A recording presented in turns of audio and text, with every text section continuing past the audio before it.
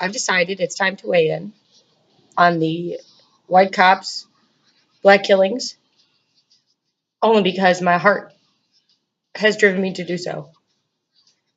I have a lot of people in my life that I love very much that I think of while I say this. I grew up white in the suburbs, upper middle income, not extremely privileged, but a good life. And I spent my life, I wouldn't say racist, but there weren't a lot of black people here. I'm 33.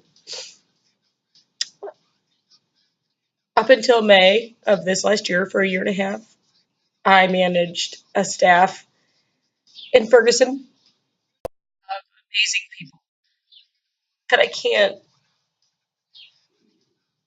even find words to describe the love. I've never been racist. I've always been more of a people are people. It's biological. I'm a Christian. Jesus wasn't white. So what makes us special? Nothing. Underneath us is the same bones, blood, flesh, tears, heart, soul. And so that's how I feel. I've always kind of felt that way. We all make our remarks about, black people about white people about black people, Mexicans about blacks, Asians about whites about Asians, whatever. We all say those things throughout our life. And so the thing that has compelled me to this was the man murdered in Minnesota. And yeah, I'm going to say murdered. From what I've read, I'm going to say murdered. And although my belief is that cop was acting out of fear, it's not the point. It's still murder because he was a cop. If he felt that kind of fear in his heart, he never should have become a cop. It already existed, which is why it happened.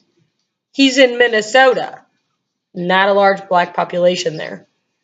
So he reacted on a fear that didn't exist in a place where he lived.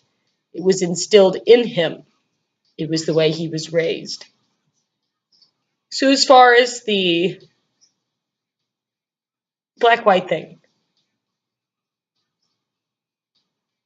I have never been more accepted in any community than I was when I managed in Ferguson. I had up to 27 employees, and I think 2 were white. I have never felt more welcomed. I have never felt more loved. I have never felt more accepted for who I am. Women that I call mom, and women I call friend and sister. And this has to stop. And I don't know what the problem is, and I don't know where it begins, and I don't know where it ends. Yeah, the blacks kill the blacks in the streets, and that's the way I was raised to know that. But they do. And it's wrong. Recently, I was at Yvonne's house. She lives in Ferguson. We were outside with all the kids. They were playing. They were riding bikes, my kids, her grandkids, actually.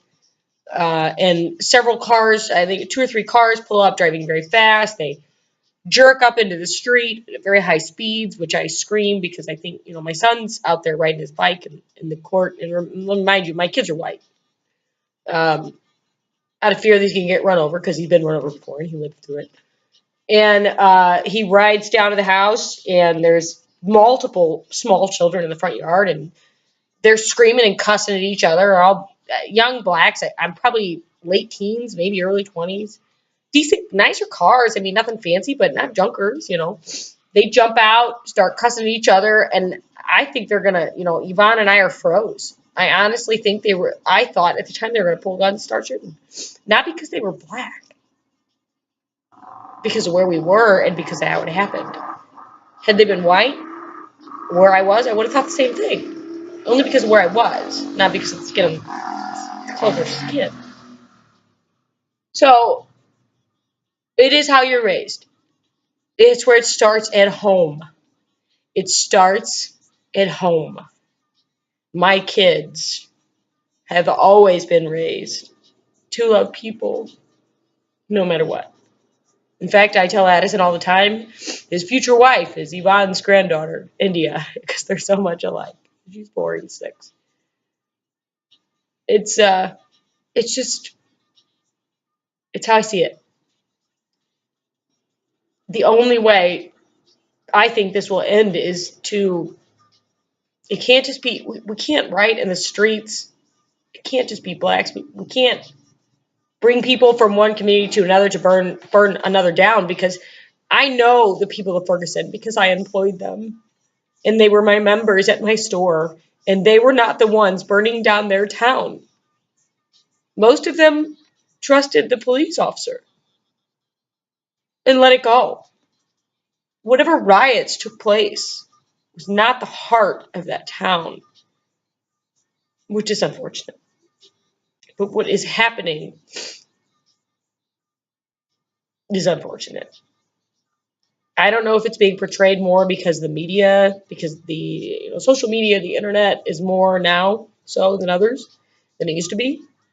I don't know. Maybe that's part of it. Maybe this has been going on forever and ever. I've never, in all the time I was there, which isn't a lot, but a year and a half, I never heard a racist statement. I never experienced racism against my employees or me for that matter. But I know it's there. Of course it's there. But I also live in an area where I don't live in an area. I live in an all white area. I live on the Mississippi River, where if it's not guns, it's dynamite or fireworks or drunk white men or whatever. That's where I live. But it's just where I live. It doesn't mean who I am. I lived in Ferguson. I moved to Ferguson 4 days before Mike Brown was shot. And I lived there through the whole thing. I lived on the river through the massive record-breaking floods. It's just where I live. And so we need a change. That's what I'm doing this for. This video, I don't even know what I'm saying. I know what I'm saying, but what I'm saying is something has to change in us, in our hearts. Not just posting something on Facebook or black and whites getting in fights. It's more than black and white. There's Asians, there's Mexicans, there's Italians, there's whatever. It's more than black and white. And until we accept that, until we show our outrage, every color, every race, every culture, until we begin to stand up and we begin to change the rules and we begin to change the laws, until we begin to change how you become a cop. It's not about owning a gun. It's about becoming a cop. What psychological interviews do they go under in Minnesota to become a cop? Exactly. In all of St. Louis's history, the one case you heard about, one white man shooting a black man in Ferguson of all these years, because there's just as many black cops as there is white cops, because it's a metropolitan area. Too many senseless deaths in Chicago. And I read a quote that said something along the lines of black people will kill black people and white people will continue to kill them until we respect our lives. Something like, until black people respect black people. I don't agree with that. I don't think that's what it is. It's survival. It's poverty. It's pain. It's poorness. It's hurt. And it's not about slavery. God, get over that. It's not about slavery. Because you know what? I live in poverty too. I'm not poor, but I'm struggling. I'm struggling hard. Hard. But I'm not black. I've never pretended to be. I don't change who I am for anybody. Those are the people that have always accepted me. Those are black people. They love me for who I am. They laughed at how much I talked. They bonded with me on the same issues that I have. My kids with special needs. Shout out to you, Danielle. And Yvonne raising her grandkids.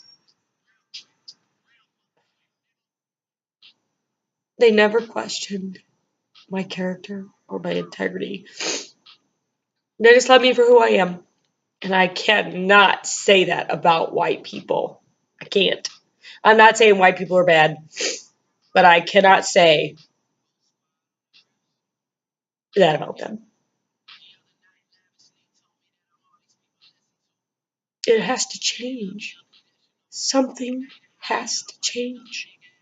Now, all of us, united, whether we stand in the streets or we stand in Congress, and we put our brains together and we write bills, we change laws, we change the screening process to become a cop, we raise their salary because we're changing the screening process, the same as teachers, whatever it is.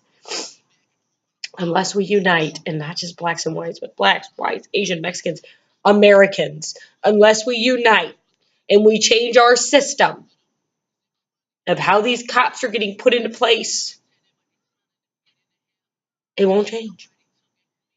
The only way to change history is to change our bond with each other.